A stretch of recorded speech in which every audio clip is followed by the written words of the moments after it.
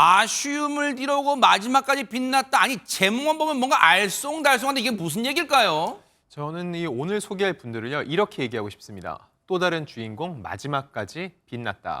네, 현역과왕 탑 10이 결승에서 맞붙었는데 아하. 그중에서 탑 7이 뽑혔지만은 여기에 들지 못한 3명이 있습니다. 맞아요. 그 첫 번째 주인공은 26년 차 R&B 가수에서 트로트 0년 차 가수로 도전했던 환희 씨인데요. 아하. 환희 씨 26년 활동했는데 어머니가 좋아하는 이 트로트를 한 번쯤은 들려드리고 싶다는 마음으로 도전을 했고 예선에서 곧바로 1위를 했거든요.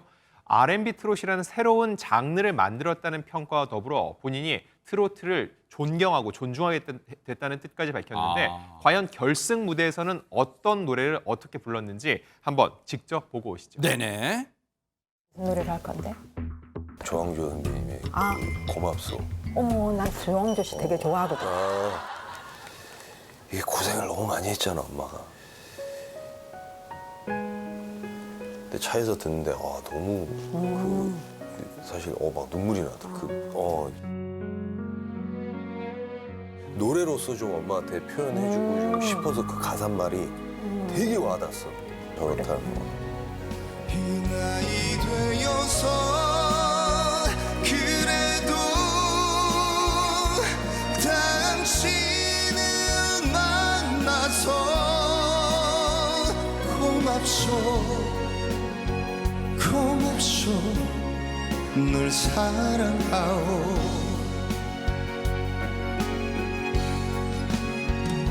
못난 나를 만나서 긴 세월 고생만 시킨 사람 이런 사람이라서 미안하고 아픈 사람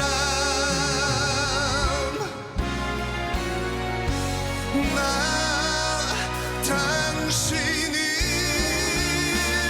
위해 살아가겠소 남겨진 세월도 함께 갑시다 고맙소 늘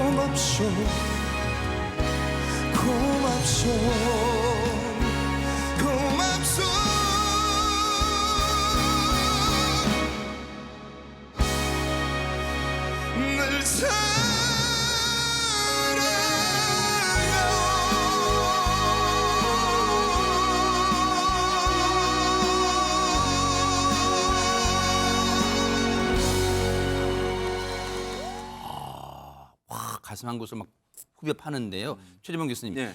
이 고맙소라는 노래 조항조 씨 노래인데 이게 경연 무대의 단골곡이에요. 근데 그 말을 뒤집어 보면 그만큼 뭔가 기존에 나왔던 그 무대와 다른 무대를 선보여야 된다는 부담감도 있을 거 아니에요. 당연히 그렇죠. 왜냐하면 그 전에 불렀던 사람들에 대한 인상이 남아 있잖아요. 그러네요. 그러니까 그 사람보다 잘 부르냐 못 부르냐 기준이 생기는 거예요. 그러다 보니까 이게 더 어려운 곡이 되는 겁니다. 그러니까 고맙소가 원래는 조항조 씨가 불렀을 때는 아내에게 불러주는 노래였거든요. 네. 그런데 아까 우리가 영상에서 봤습니다만 환희 씨 같은 경우는 어머니를 향한 고맙소를 불렀습니다. 그러다 보니 가사가 더 절절히 가슴에 와 닿았고요. 고생을 많이 한 엄마에게 표현해주고 싶다던 그 환희의 특히 이날 그가 처음으로 어머니가 방송국에 와서 보는 앞에서 노래를 불렀어요. 그러니까 더 이제 마음속에 엄마를 향한 마음이 다 담아있는 그런 노래라고 볼 수 있을 것 같고요. 이제 10명의 후보 중에 한희 씨가 0번이었어요. 가장 먼저 노래를 불렀거든요. 부담이 컸을 것 같고요. 그럼에도 그런 무대를 향하면서 결승까지 와서 감회가 새롭다. 만약 끝까지 못 가더라도 그동안 25년 동안 활동했던 환희가 트로트를 해서 이런 좋은 노래를 남겼다라고 하는 것을 알아줬으면 좋겠다. 그렇게 얘기를 했고 어머니를 생각하는 마음을 담아서 애절하게 부른 이 마지막 무대가 가사에 맞춘 절절한 표현력으로 사람들에게 귀호강을 시켰을 뿐만 아니라 노래를 듣는 어머니에게는 눈물을 짓게 만들었고요. 뿐만 아니라 함께 지켜봤던 많은 시청자 방청객들도 눈시울을 붉히게 만들었던 그런 무대였습니다. 그래요, 잘한 거예요. 탑10에 든다는 건 굉장히 잘한 겁니다. 그런데 다음에 만나볼 분은요. 지난주에 뉴스파이트 직접 나오셔가지고 이렇게 원래 끼가 있는 분은 알았지만 이렇게 생방송 시사 프로그램에 나와서도 자신의 끼를 유감없이 발휘할 줄은 꿈에도 몰랐던 분이에요. 근데 이분이 결승 무대 앞두고 최종 무대 앞두고 이러한 각오를 밝혔는데 한번 들어보시고요. 보도록 하겠습니다. 내가 어렸을 때 막 노래하러 막 다니고 오빠 막 행사도 다니고 막 이렇게 했었잖아. 기억은 나 그런 거? 기억나지? 난 어릴 때 다 기억나. 무대 올라가는 거 보면은 그 순간만큼은 되게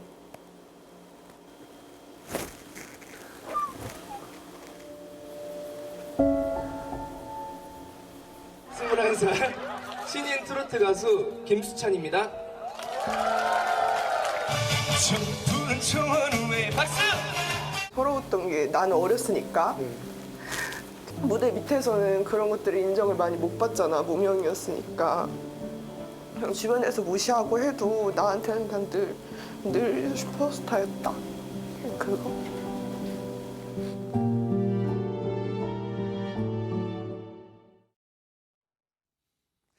자, 김수찬 씨 사실 많은 분들이 아마 결승 무대에서 이제 탑7을 못 든 걸 들고 장윤 변호사님 정말 김수찬 씨가 못 들었다고 많은 그런 얘기 하셨다고 하더라고요. 그 결과가 상당히 좀 놀랍기도 하고 그만큼 현역감 2에서 보여줬던 모습의 에너지가 상당히 넘쳤거든요. 분위기 메이커였고 또 변신의 아이콘이었고 끼쟁이다 막 이런 별칭까지 얻을 정도로 정말 폭발력 있는 에너지를 계속해서 보여줬던 게 김수찬 씨였습니다. 그런데 김수찬 씨가 지금의 모습에 서기까지 상당히 긴 무명 시절이 있었다는 건데요.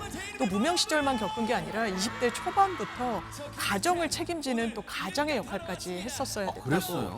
합니다. 그런데도 김수찬 씨 정말 긍정의 아이콘답게 무명 시절 슬럼프 가수라면 누구나 겪는 과정 아니겠느냐. 나라고 또 그걸 특별히 어렵고 힘들게 생각하진 않았다. 이렇게 밝히기도 했는데요. 어느덧 데뷔 13년 차에 접어들었습니다. 세상에. 그러면서 김수찬 씨가 내가 그때 20살의 김수찬에게 들려주고 싶은 노래가 있다라고 하면서 부른 노래가 있는데요. 그건 바로 가수 남진 씨의 빈잔이라는 곡인데 한번 그 노래 어떤 감정으로 불렀는지 직접 들어보시죠.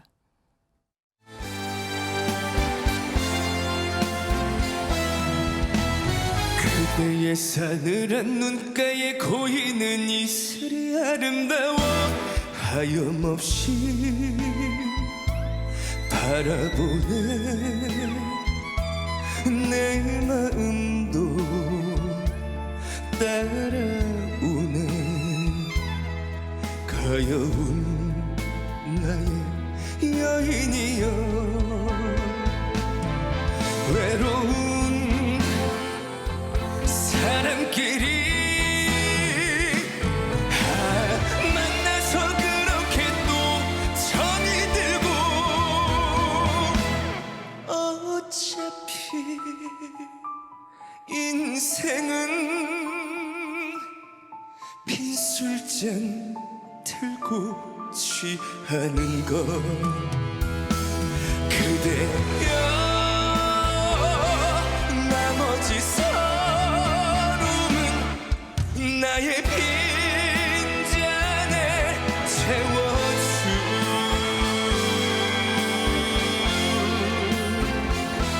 그대여 나머지 서름은 나의 빈잔에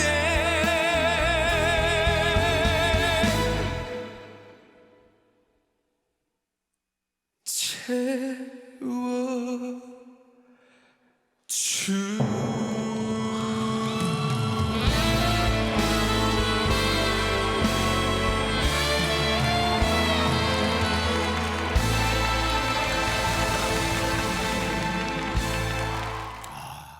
언제 들어도 명곡이에요. 참 이 노래. 그런데 이종근 평론가님, 현역 13년 차인 김수찬 씨가 13년 전인 20살 김수찬 씨한테 어떤 걸 들려주려고 이 노래를 불렀을까요? 바로 이것 아니었을까요? 이때 바로 20살 때도 이 김수찬 씨가 이 빈잔을 자주 불렀다고 합니다. 그런데 이 가사가 그야말로 20살의 김수찬 씨의 그 마음을 그대로 표현하는 가사거든요.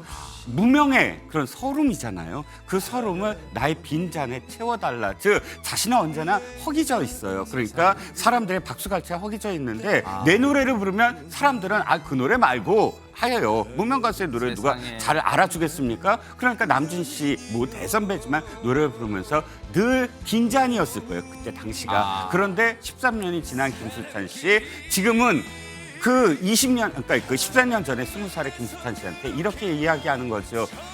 더 열심히 하자. 그러면 그야말로 박수갈채로 이 잔이 꼭 채워지는 날이 있었을 것이다. 지금 이렇게 채워졌다라는 걸 아마 노래로 이야기하지 않았나 싶습니다. 그러네요.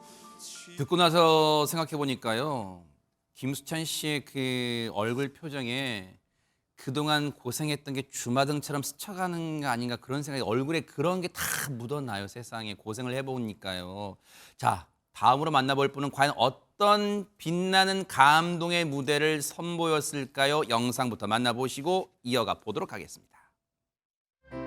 살면서 듣게 될까 언젠가는 바람의 노래를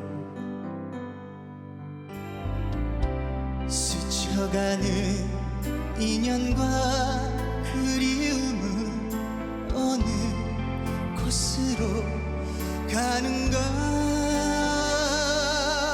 나의 작은 지혜로는 알 수가 없네 내가 아는 것 살아가는 방법뿐이야 보다 많은 실패와 고뇌의 시간이 비켜갈 수 없다는 걸 우리 깨달았네 이제 그 해답이 사랑이라면 나는 이 세상 모든 것들을 사랑하겠네 이 세상 모든 것들을 사랑하겠네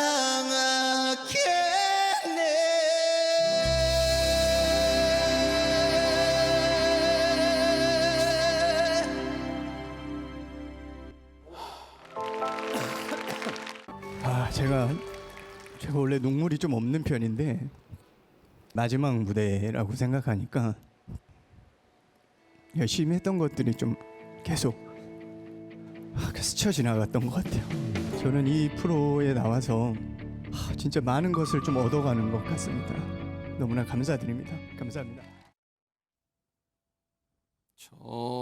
저도 본방사수를 했는데 숨죽이면서 이 무대를 지켜봤던 기억이 나는데 안진용 기자님 앞서 잠깐 나왔을 때 박현빈 씨 표정이 썩 좋지가 않고 안타까워했어요. 왜 그런 거예요? 자, 이미 들으신 분들은 아시겠지만 이날 신유 씨가 목 상태가 좋지 않았습니다. 감기 몸살 때문에 목 상태가 좋지 않음에도 끝까지 노래를 부르는 모습의 그 진정성을 알기 때문에 린 씨도 눈물이 그렁그렁한 모습이었죠. 그랬군요. 또 신유 씨는 이 무대가 더 소중한 이유가 있습니다. 사실 현역가왕 2 1회만 해도 신유 씨는 심사위원 자리에 있었어요. 그렇죠. 근데 본인이 직접 여기에 선수로 뛰어들면서 평가를 받는 대상이 됐다는 거죠. 어머니를 만나서는 이렇게 얘기를 합니다. 나는 무조건 잘해야 되는 사람이다. 그 이유는 후배들이 자신을 바라보고 있고 자신을 롤모델 삼아서 노래를 부르는 후배들이 많기 때문에 나는 잘해야 된다는 생각을 했다는 거죠. 그 부담감이 굉장히 컸던 거였고 이런 부담감이 결국은 목 상태가 좋지 않은 걸로 이어지지 않았을까 생각이 듭니다. 그래서 무대 위에서는 사실 끝까지 부여잡고 울지 않으려고 노력을 했는데 마지막에 사실 탑10 중에서는 신유 씨보다 그 선배들이 거의 없어요. 근데 여기 심사위원석엔 대선배가 있어. 남진 씨가 이런 얘기를 했습니다. 뭐라고요? 오히려 목이 좀 상한 탁한 소리에 굉장히 매력을 느꼈다.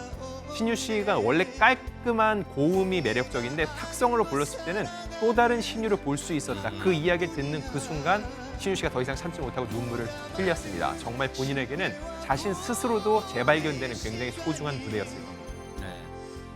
탑10 분과 함께했던 울고 웃던 그 행복한 시간 모두 막을 내렸어요. 탑7은 이제 정해졌고 앞으로 다가올 한일, 일본의 탑7과 함께 이 한일 가왕전에 맞붙게 될 거예요. 하지만 우리의 기억 속에 탑10 분들 모두 훌륭한 이 분들이다 생각을 아마 모두가 동의하실 거예요. 앞으로의 무대 그리고 앞으로의 각자의 활동 뉴스파이터가 꽃길만 걷기를 진심으로 응원해 보도록 하겠습니다. 덕분에 행복했습니다.